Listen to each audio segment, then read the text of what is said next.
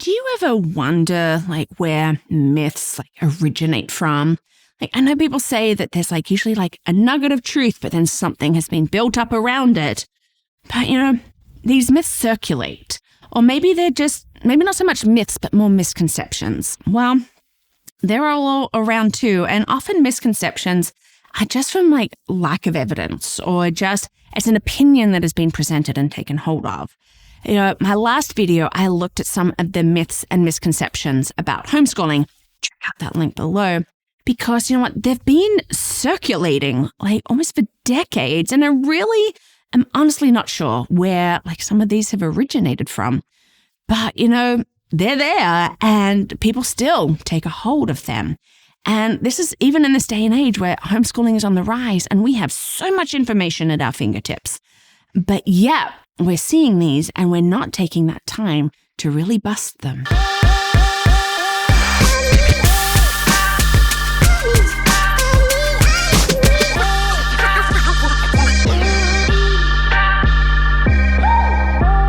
Hi, and welcome to Learning Life, and thank you so much for joining me today as we continue to look at some of these myths and misconceptions of homeschooling.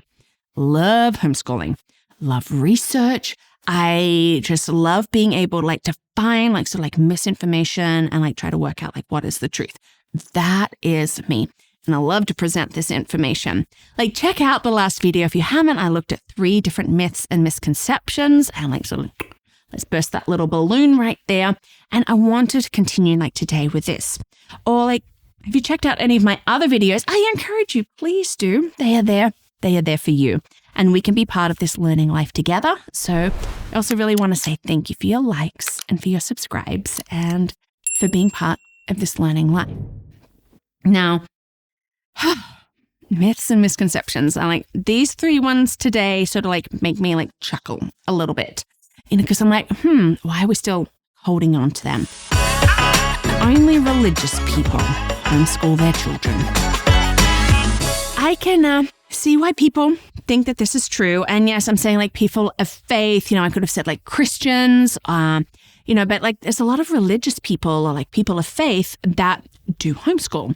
And, if we look at a lot of curriculum out there, because homeschooling was so very popular with Christian families, especially at the beginning, we see a lot of homeschool curriculum that really is faith-based. But, and that is a big but, homeschooling is on the rise. It is, and it's exciting, and it's wonderful. And the options for curriculum, whether faith-based or secular, are growing. And that is wonderful and that is exciting. There are so many reasons why parents choose to homeschool their children, and it's often it's very individualized. Now, the National Household Education did a survey because they wanted to look at the top reasons for homeschooling. And so in this survey, they found that the top reasons were a negative school environment, getting the kids out of there, the desire for a higher quality education, improving social interaction, better support for a child with learning disabilities, and family relocation. Religious reasons don't even make the top 5. Okay, so many other reasons. Now, yes, there are families, religious families, families of faith that do choose to homeschool for that reason. But if you're looking at a nationwide survey and they're coming up, didn't even make the top 5. Homeschool children don't learn as well. Okay. I do find that this one is really, really interesting. Maybe do we look at how well, as we define learning, Well, actually, studies have been showing that homeschool children are actually learning better than their peers and those in traditional schools. Why? I think I really know because it's something that I'm a champion and I'm excited for.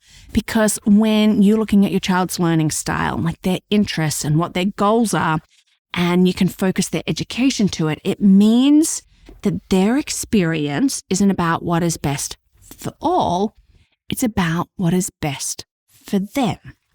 Now, when you're in a classroom, and I know this firsthand, as a teacher, you really can't individually tailor like the lesson to meet every child's learning style or ability. Like no matter how much you would like to or like you try. Okay, yes, you can incorporate the different learning styles and you can try to hit it and you got all of these different things, but you just can't when you have over 20 kids in your class and you've got to try to get through things. But at home, you can customize for your child and you make it work like for them. You find that curriculum that works best for you, whether it's flexible, whether it's highly structured, whatever, you find that. And then like you follow your child's interests rather than like a rigid learning program. And you move away from, but this is what is covered at school, so we have to do this at a certain time, at a certain grade, at a certain age. I think really when children are having that they're following like these interests, that they're following, like the skills that they need to know, you realize, they are really learning very well. And you might actually really surprise you at just how well they're learning because they're grabbing a hold of the things that they're interested in and it builds them up. And so for homeschool children, it isn't about what's best for all.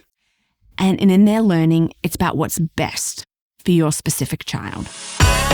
It is hard for homeschooled children to get into college. Yeah, this one makes me laugh like a little bit because really the opposite I'm finding is true. And people are like, oh no, and like you're homeschooled, you're not going to get into the good colleges, the good universities. Like I've seen my friends like homeschool their kids who got into top tier universities. I know of some who have made it into the Ivy Leagues. They were homeschooled all the way through.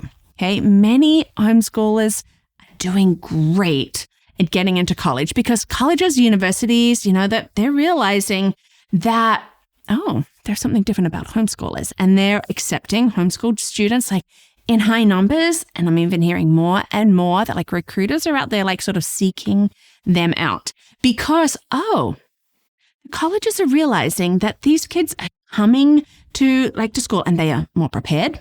They're more independent. They're possessing like these really valuable skills like self-motivation and being able to work on their own. And these are things that colleges and universities are really looking for. Of course, your admission process may like sort of vary from like your traditionally schooled students. Yes, there's the main test that you have to do. Like here in the States, it's SATs or ACTs or I always forget the other one, the classical one, CLT maybe. You've got those and colleges are looking like at those. And then I know that they're looking at other grades. And so these might be some challenges that homeschool children like will face. Like, because you might have to show how they have like this academic like proficiency through like other different ways, like not just your traditional grades. Maybe you're providing portfolios, maybe you're providing samples, maybe there's extra testing that the college is going to ask for. But honestly, if homeschool families keep like good records and they meet like the specific admission requirements of like these colleges, and like we see them, they're all out there. They tell you like what you need to do in order to graduate and to go here. Then, your children can definitely get into college. Yes, even the Ivy League ones. Are there any other misconceptions or myths that you've heard? Like the ones that maybe like make you laugh a little or like, and maybe even on the other end, make your blood boil. Like, why is it like this? They are out there and we have opinions on them and we have thoughts and like maybe it stirs us up into something, like maybe we want to get out there, especially if you love homeschooling, like let's bust these myths and these misconceptions. Let's get the truth out there. And we can do that. So if you have any, I would love, just comment below. I would love to hear what you have to say on that. And I want to thank you so much for watching. I want to thank you for being part of this learning life. And if you want to help get the videos out, you can. You can do that by becoming a champion. So check that out at patreon.com or at my website, LearningThis.Life.